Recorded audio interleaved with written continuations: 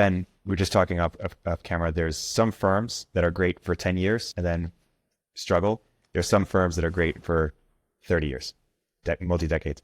What separates the firms who can do that, and what enables them to be great? Yeah, I think it's a combination of kind of the lasting parts, like the culture, and then the parts that change, like the leadership. And so I think that, if you just have a couple of smart investors, but no culture to speak of, then you're probably not going to do a great generational handoff. And, that's for like 10 years. 10 years is a pretty good run for investors, like maybe you stretch that out. Then, if you can transition it, like, Sequoia transitioned it from Don Valentine to, Mike Moritz and Doug Leone and Jim Getz, and that worked, that transition worked well. So they were able to kind of take the original culture and build on it and kind of grow it, 20 years for the original guys, 20 years for the successors and that kind of thing. So that goes pretty well. You guys are no spring chickens, almost 15 years. Yeah. How do you think about it for your firm? Yeah, so we're a little different in that we are organized in such a way where it's not like Mark and I can have like very significant contributions without picking the investments, because, we have, I would just say, more scale and more job functions at Andreessen Horowitz, because we're kind of a product first and then a team of investors second, whereas every other firm, I think, is the opposite. Product meaning the product to entrepreneurs. So like, what are we offering is where we start. And then the team of investors is kind of goes with that, as opposed to we're a team of investors and then like we'll figure out what our product is as we go. So it's a very kind of different orientation. I've always thought of Y Combinator as another example of a product firm, in the sense that you could replace a lot of the investors and they have over time, and yet it still seems to work to some degree. I think that's right. Like, I think they're probably, the closest analog to us kind of spiritually. Yeah.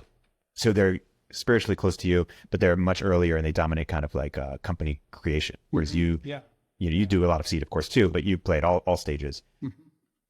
Have you thought about going after that space, like pretty hardcore? How have you thought about where you situate in the ecosystem? Yeah, it's funny because Paul and us started, around the same time. He started a little earlier. And, we talked to him quite a bit during that phase when he was running Y Combinator out of his house with Jessica. And, I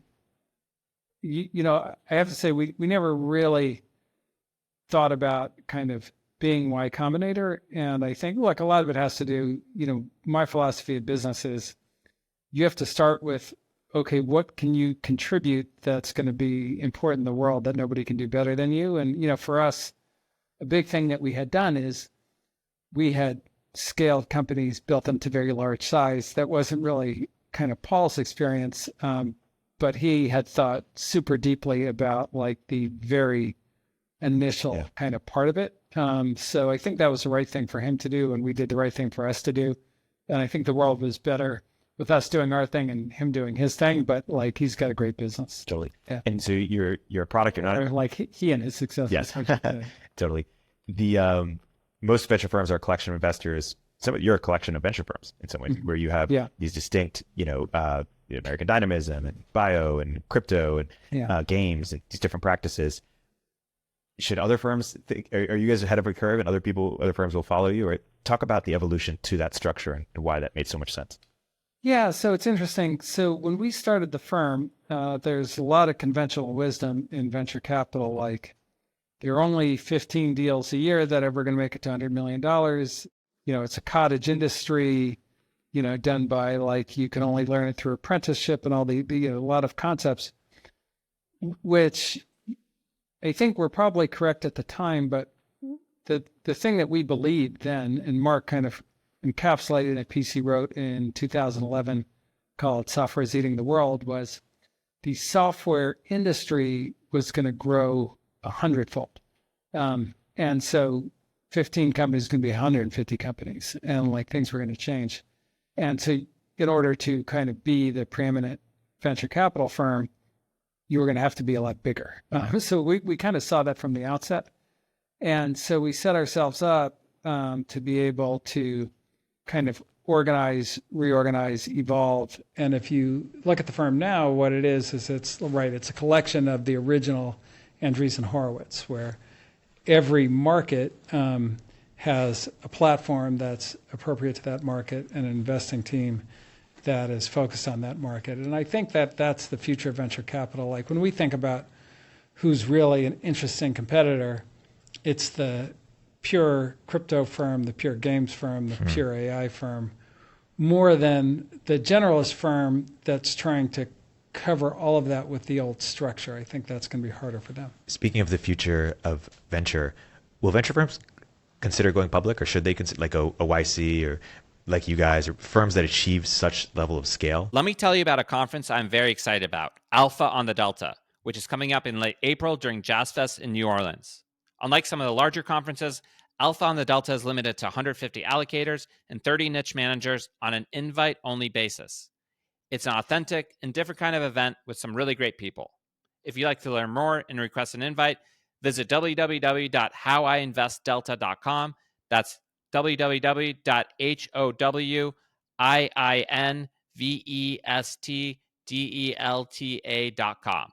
I hope to see you there. Yeah, so there's a real interesting alignment problem with going public if you're a venture capital firm, and it's as follows. So if you look at Apollo or Blackstone or any of these guys, private equity companies that have gone public, the public markets value them on their fee stream much more than on their investment returns. Oh. I think that's a safer kind of alignment between the investors and the firms in private equity than it is in venture capital. I think in venture capital that can get super dangerous because even at 100x what it used to be, the entire venture capital market is not that big, and is like the amount of capital versus the amount of great ideas. Like we already have more capital than great ideas, and as we saw, I think with both SoftBank and Tiger Global, if you try to change that demand-supply imbalance, you just end up creating a mess. And so if you were public, you'd have a strong incentive to create a mess. Well, so they went big and created a mess, but you guys went as big in some ways, right? Your volume was very high. Your funds raised is very high. You went big in a much better way. Would you dispute that? We didn't go $100 billion, but, and then I think Tiger was raising $12 billion a year. So they were bigger than us, just technically.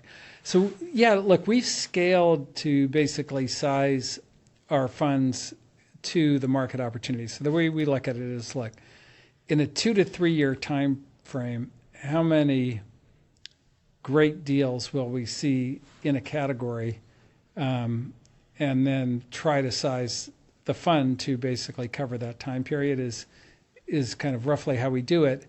And that's certainly increased fund sizes, both fund sizes and the number of funds over the years. But it's still really contained compared to what you do if you were just scaling assets. I think it's still like way smaller than like what Apollo or Vista or somebody would do in that kind of business. So I think that misalignment is pretty tricky for venture capital to overcome. Like I haven't figured out a way where you would overcome that yet. Right. So a firm like a firm that stayed diligent, like a USV, or diligent on fund size, a benchmark, or kind of stays at 500 or 250 respectively. Yeah. They believe that they can get better multiples on that, much smaller fund size. What do you believe that they don't believe, that in terms of justify why go so much bigger? Yes, I think the market's just gotten bigger. So I think the way to think about it is, if you believe the market was fixed at 15 companies, then that's the exact right strategy. Right. And, we don't believe that. And I think that, I'm not allowed to talk about our fund returns because we're an RIA. But, if you look at our funds, I think our larger funds have at times way outperformed our smaller funds.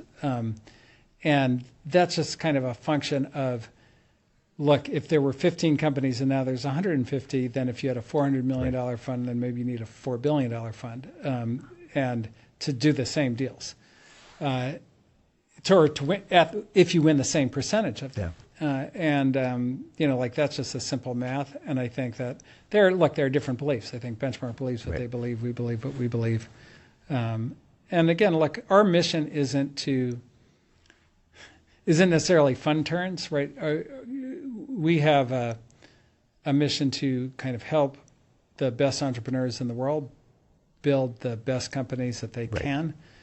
And so, we generally come at like the whole structure of what we do from that perspective. I think also, look, we could all get much higher salaries if we didn't organize the firm the way we did. But like our mission isn't to maximize the number of money per partner. Our mission is to kind of be the resource for building great technology companies. So it's just like a different point of view. And so how do you recruit such amazing partners if at other firms, because they don't have these resources, maybe they can get higher salaries, or there's certain perks of being at one of those firms? How do you think about recruiting the best talent at Andreessen? Yeah, well, I think that people here, it's actually helpful that we kind of pay lower salaries, to me, because we get people who are on mission. You're aligned. And look, there's a lot that goes into that.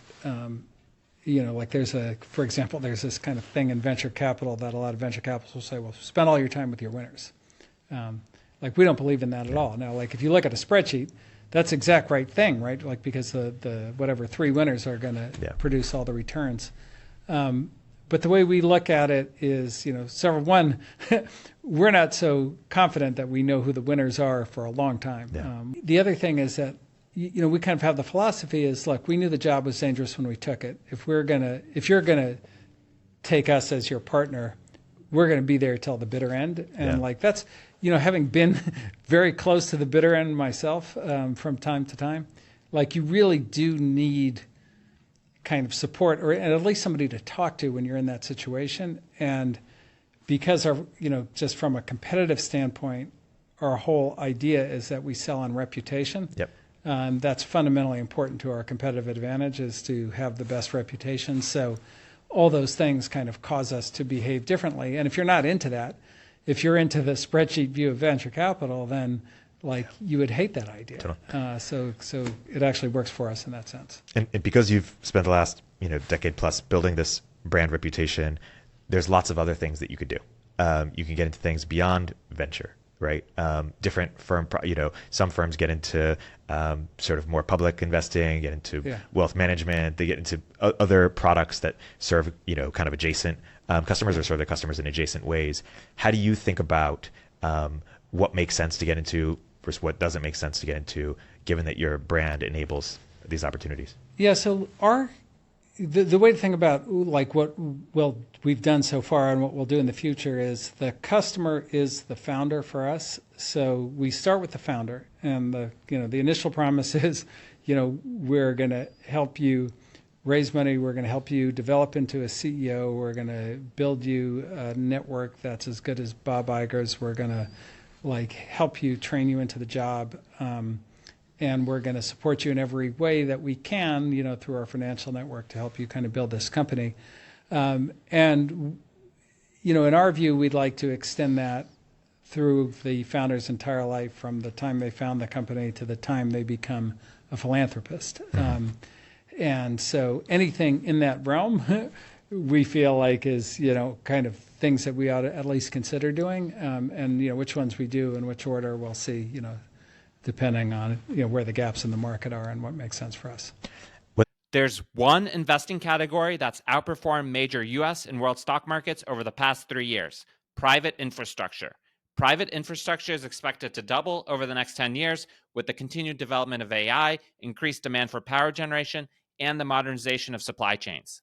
This asset had previously only been available to large institutional investors, but now you can invest in it exclusively through Republic's partnership with Hamilton Lane, whose co-CEO Erik Hirsch I previously had on the podcast. Visit republic.com/HLPIF. Again, that's www.republic.com/HLPIF to invest today.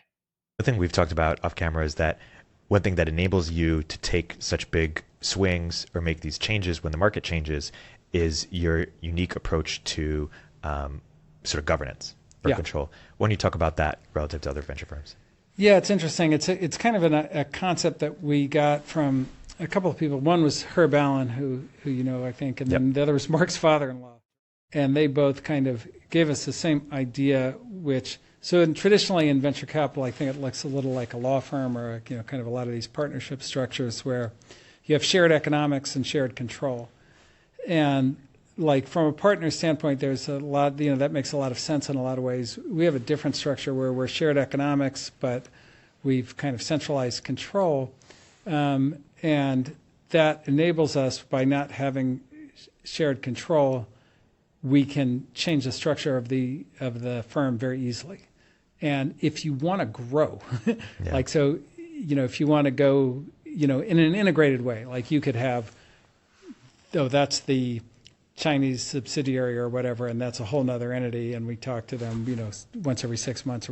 That's not what I'm talking about. But if you want to grow it in an integrated way with a kind of single culture, single offering, then you have to be able to change the organizational structure, you know, as you get bigger. So like the structure that you had at 50 people is just not going to work at 500, and that's for any organization. But in order to do that, somebody's got to be able to make that decision with no politicking, no arguing, no, you know, like there'll be tears because whoever loses power is going to like be upset about it. But you have to be able to make those tough decisions to get to the structure that you need to be maximally effective. And that's just really hard to do, I think. I don't know how you would do it with shared control. Let's get back to the future of venture. Let's say we're having this conversation 10 years from now or 15 years from now. Does venture kind of does the trends that are happening now continue to happen, where there's just this bifurcation, you know, multi-stage firms become even more multi-asset firms that just get bigger and bigger and bigger, and this sort of, you know, solo GP or small specialists on, you know, kind of this barbell?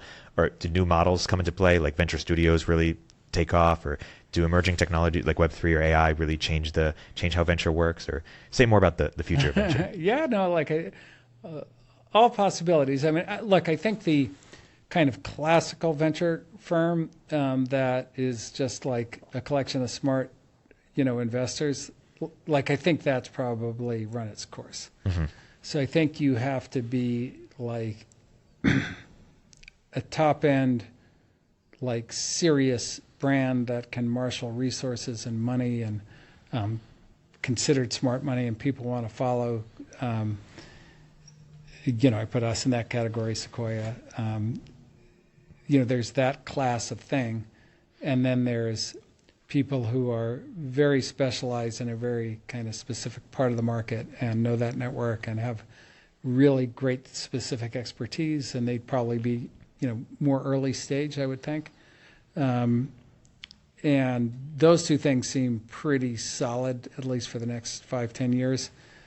Everything else, a little more questionable. I think, you know, with the studio model, to me, the big problem with that historically, and you know, I think Bill Gross was probably the greatest practitioner of that historically, is that it's not an idea; it's an idea maze.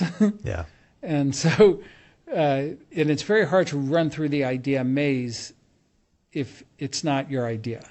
And so, like, I think that tends to be problematic. That's kind of, it's a little bit of a design for the head of the studio's lifestyle and kind of capabilities as opposed to what's going to make a great company. And so I don't know that that's ever going to work. And I thought Paul's genius was the ideas weren't his. Yeah. And that was the difference between an incubator and an accelerator. And that, I think, you know, just proved to be the right model. And the reason it's the right model is because whoever's building the company, it better be their idea. Yeah. When you identify an emerging trend, whether it's Web3, whether it's AI, whether it's companies that get big and it's really big really fast in a certain, you know, during the pandemic, let's say, and some people are more prudent about it. Some people are more bullish. And I put you guys more in the bullish camp. Smart bullish, but bullish. And is the logic there that, hey, not everything's going to work out, but the things that work just work so much that it just really makes sense to be extremely bullish? Or I guess when you reflect on the past, you know, few years and things that you went really hard on, if you were to do versions of, again, going forward in the future, now this AI wave, of course, how do you think about riding trends and how hard to ride them? If you look at the history of technology, almost everything eventually worked. Yeah. Right. All the stuff, go back to 1999, 2001, all the dot bombs. Yeah. Oh, that's the dumbest, ha, ha, ha, pets.com, how stupid. Like all that stuff, and then diapers.com sells for $800 million later. It was just a little ahead of its time. Yeah. And I think the beauty of venture capital is you can make the bet, and if you're too early, you can make the bet again. So and, if the clean energy if the clean energy craze happened again, if you guys were around during that time, do you think you would have bet big there and just said, "Hey, we're 10 years earlier"? Well, that one is a little different in that was like a politically motivated market, Right. which is a different kind of a thing. I mean, I think so. We're big believers in software, and if Yeah. there's like a massive software breakthrough that has new applications or new models or these kinds of things, and we'd certainly be all on that. Anything like AI or crypto or like what's going on in games, like we'd bet that every time. I think climate was a little different. It wasn't software; it was material sciences, Yeah. which has a different market dynamic. So it's kind of like there eventually became a small number of auto companies. Right. There never eventually became a small number of software companies, despite what Larry Ellison and all those guys said, that there were only going to be 3 software companies and all that thing. Because it's kind of like, it'd be like there's only going to be 3 novelists. Yeah. It's a creative art form. It's got a very big design space. And so, we think if there is like a big change in how you can write software, which AI is probably the biggest change we've ever had, that's going to produce things. And we bet that all day, Yeah. all the time, every day. And I think that's also the kind of value of being able to evolve the firm is, people who knew smartphone network effects may not be the ones who really get AI, may not Yeah. be the ones who really get crypto, et cetera. I know Mark is spending a bunch of time in AI right now. Yeah. Talk about the AI strategy or how you're approaching AI in terms of there's both how you think about it from an investing perspective, but also does it change things at the firm more broadly? Yeah, well, it does change things at the firm broadly. From an investing perspective, it's kind of like, oh my God, we have non-deterministic computing. Holy cow. It's a whole, every problem we couldn't solve with Yeah. deterministic computing is now for grabs. Yeah. And that's we've never seen anything like that. So from a firm perspective, I think, we end up needing, different expertise. We need kind of access to different networks. We need kind of different kind of help for entrepreneurs. It's amazing. So many of the AI entrepreneurs are actually, they're not even engineers, they're like researchers. Yeah. So this is a totally different type of cat to be starting a company. And what do they need to succeed and that kind of thing. So it's a very big tidal wave kind of running through the firm and running through the industry. But we couldn't be more excited about it. I mean, the other thing is we're in this phase where it's such a profound change that anything you do will work, at least for a while. Yeah. And so it's kind of hard to pass on any deal in that way. So it's exciting. Thank you for listening. To join our community and to make sure you do not miss any future episodes, please click the follow button above to subscribe. Well, and that was true also of Web3 for a moment. When you think about Web3, do you think, hey, it's just in a momentary lull, partly sponsored by markets and developer activity is higher than ever? I've been struck just by how far ahead AI is of Web3 just on terms of use cases and products, and yet I've been ignoring AI up until the last year or so, and I was spending more time with Web3. What did I, was the financialization a distraction, or I guess reflect on that a little bit, or what's your perspective on that? Yeah, so there's a few things. So one is AI happened overnight. This AI model started in 1943. So it was a long time coming, and but it was out of the zeitgeist. Working really well. I think with crypto, it started in earnest in 2008. Like that was the 1943 moment. Yeah. So it's a lot younger than AI. And like, I think in fact, and there have been kind of a variety of use cases. Some of them have been, so there's like this, what we call Web3, and, a new way to build networks that's fair and not like doesn't tend towards these like very dangerous monopolies that control all information and all these kinds of things. But there's also kind of like because you can create money, there's a casino aspect, which needs regulation, and we've been kind of working with the U.S. government to try and get the correct regulation. And so, in its current state, I would say there's two things. One is we need performance to improve a lot, and kind of gas fees to lower and performance to improve, so usability can improve and that kind of thing. And that we're really on the verge of. I mean, like I think we're going to see 100x improvement of the kind of base infrastructure in the next year. So that's awesome. The other thing, though, is the kind of regulatory regime and like what's possible and can we get clarity and so forth. And we're working on that both kind of domestically and internationally. But those are kind of things that in order to get very broad adoption, that's going to have to overcome. Like AI is already getting broad adoption because like it works. Now the regulators are now moving in and, very ironically, oddly, bizarrely talking about trying to ban open source, which is probably the safest thing that could possibly happen in AI because, the last thing, if AI is this all-powerful thing, then the last thing you want is it in the hands of one person or one company. Like that would be horrible and dangerous. Whereas if it's open source, universities can work on it, we can understand it, it can be deployed. I mean, like I often remind people, like the last nuclear bomb that was launched was when only we had the nukes. Like that's a dangerous world with one person having the nukes. And now everyone has nukes, or a bunch of people have nukes, and we haven't had. Yeah, we haven't had any nuclear activity, and there's a very, very specific reason for that because everybody's got nukes and nobody wants to get nuked. And I think that AI is, to the extent that AI is a super weapon, that will also be true there. And so, if you believe that, then I think what you want is open source. And I think if you want regulatory capture or monopoly for yourself, you want to shut that down. You mentioned earlier that you consider your peers as the best kind of specialist firms, and you compete with those firms. Do you also see your peers or competitors, firms, other multi-asset firms that are not even in venture? Like as you get bigger and bigger AUM, are there firms that you see yourself as veering into their space or? No. So like, it's funny because I've spent some time with both kind of the folks at like BlackRock and at Apollo, just trying to understand their structure and why they're public and these kinds of things.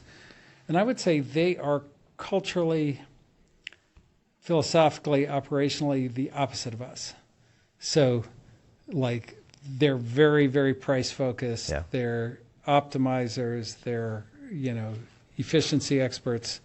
Like we don't care about any of that. What we care about is like, is it a real breakthrough and how big can we help make it? Can it win the market? Like those are the things that drive us. So there's nothing about what they do that would make them good at what we do, and there's nothing about what we do that would make us good at what they do. So like I think, we'll never get into that realm. Yeah. And when people focus so much on returns, it's important to think about just the LP product. Like my understanding of the SoftBank thesis was that this is a place that an LP could plow a ton of capital and get some like consistent, return. And there's not that many places where you could just plow all that capital into one place and get that kind of diversification. Yeah. Is that how you think? Like, how do you think about the LP product that you're offering? We think about LPs differently. So we think about LPs, or the way we like to think about them is the same way a company would think about its VC. So so we're not building a product for them. We're building a product for founders. Right. And, they can invest in that product. And then there's a couple of things we think about there. One is we want to have the kind of investors that we want to be in business with for a very long time. So we choose them very carefully. And two, we want to treat them like investors. Yeah. And I think, sometimes venture capitalists make the mistake of not doing that, which, what does that mean? It means, well, like, you shouldn't have them invest if you don't respect their opinion, aren't interested in what they have to say, don't want to keep them up to date on what you're doing. Like, then you're not treating them like investors if you don't do that. And I think what we're going to find out in this kind of particular interest rate change environment is that, like, the VCs who didn't treat their LPs like investors are going to be in for what that means in bad times. Does macro inform your firm's strategy? Or no. Like, I think we got to be very careful about that. In fact, so one, macro, in our view, is highly unpredictable. Right. So that's the first thing. And so we don't try to predict it. Yep. And then secondly, we have a 10-year horizon on exits. So if we invest in a company today, we're expecting it to come out in the environment in 2033. And so in 2033, the idea that we could predict that macroeconomic environment is, like, pretty absurd to me. Yeah. Like, even to talk about it sounds weird. So, like, getting caught up in that, I think, is really dangerous. And we saw there were a lot of hedge funds that, attempted to do venture capital in 2021. And I think all of them had massive reactions to the macroeconomic environment. I think that's really, really dangerous, particularly for the early stage stuff that they did, where they're now, like, not only are they not doing the follow-ons, like, they won't even return the call.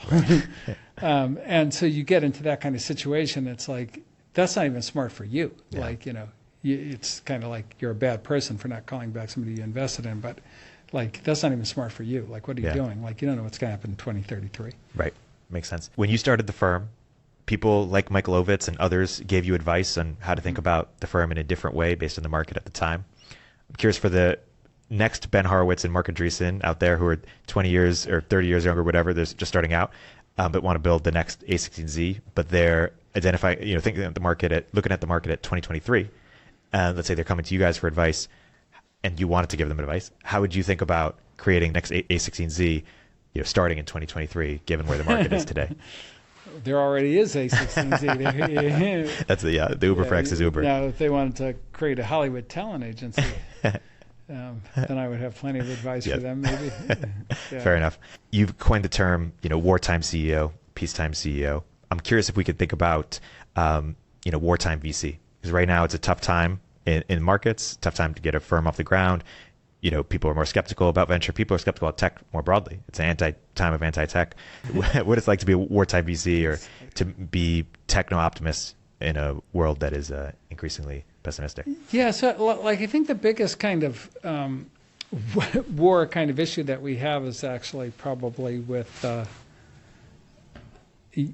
regulatory environment and some of the ideas of the kind of current administration, where they have become anti-innovation. And look, we've already seen, like, a pretty large percentage of the crypto venture capital go overseas. So like, the idea that the United States would forfeit the internet of property rights and money at such an early stage in its life, it just feels so absurd. It doesn't even feel like America in that way.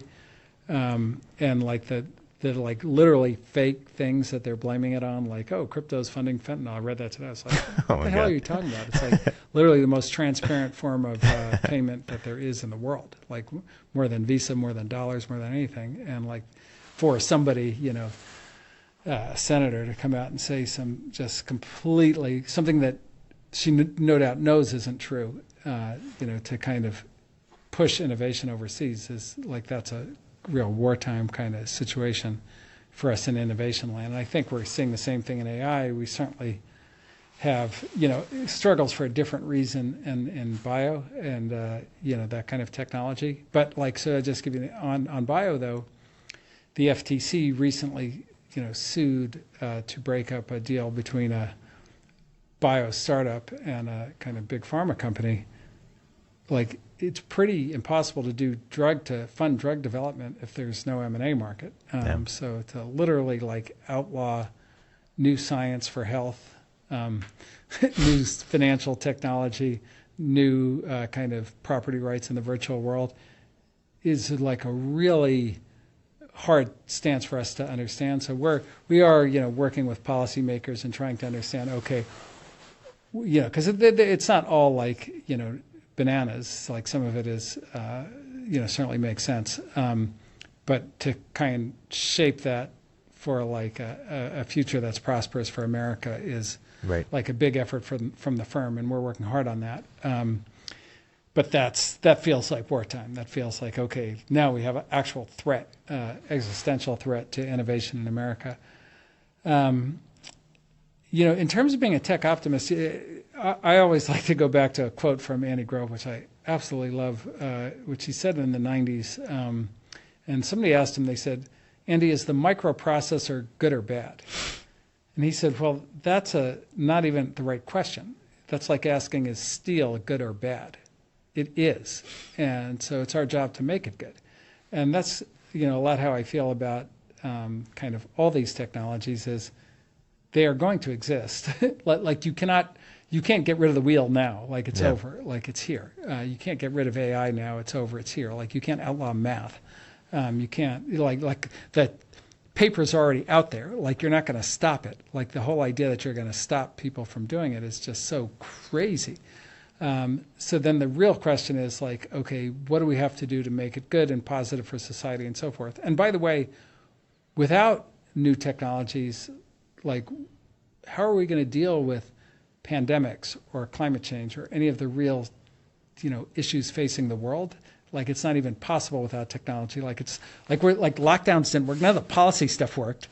It works. Paxlovid. Yeah. That works. You have COVID, you take that, like you're good. That works. So we need technological solutions to these very, very daunting problems that we have with a more and more populous Earth and all these kinds of things. So that's how we remain optimistic. Yeah, and maybe gearing towards closing here. So as I mentioned to you, you guys have been very helpful to us. We're seeking to create this new kind of tech media company that's more driven by insiders, that has more of a pro-tech approach.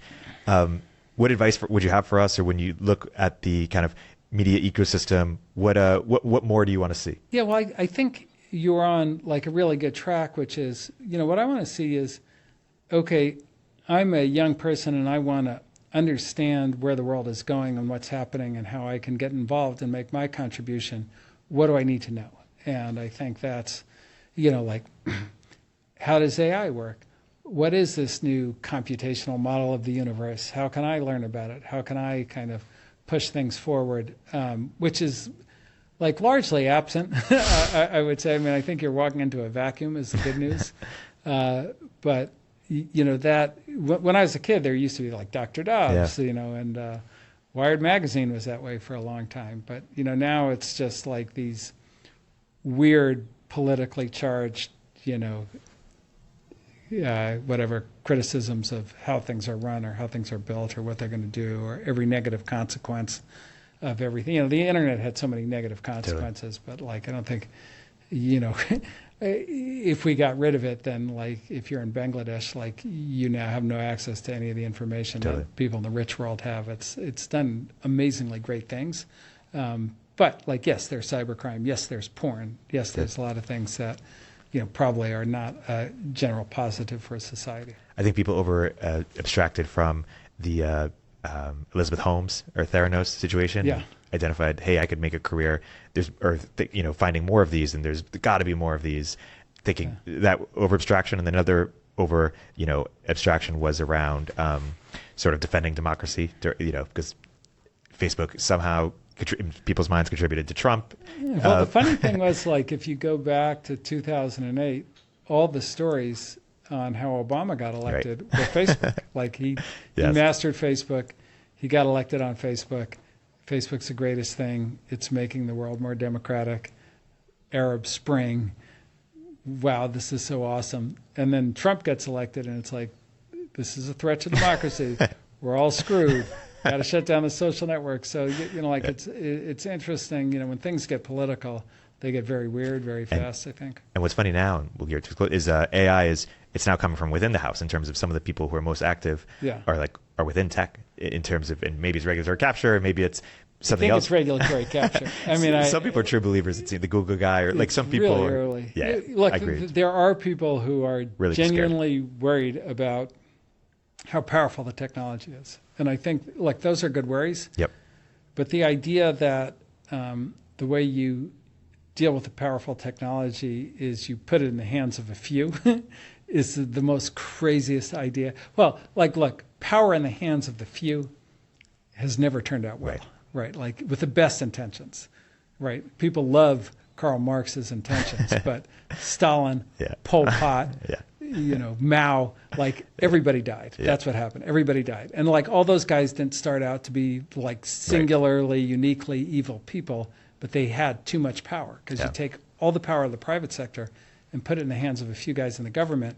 Doesn't matter what the political philosophy is, that's bad. Yep. And similarly, if you take all the power of the industry and you put it with two companies, that's going to be bad. I can guarantee you that. Like, I don't know what else is going to be bad, but I know that's bad. Yeah. I think it's a great place to wrap on the uplifting note of power to the people and decentralizing power. Ben, thanks so much for coming on the podcast. This no, great, Eric. This is good. And great luck and the best of luck. We're all excited about what you're doing and its impact on the world. Hey everyone, hope you enjoyed the Turpentine VC episode with Ben Horowitz. Make sure to subscribe to Turpentine VC at the link in the show notes or search for Turpentine VC on Apple, Spotify, YouTube, or wherever you get your podcasts.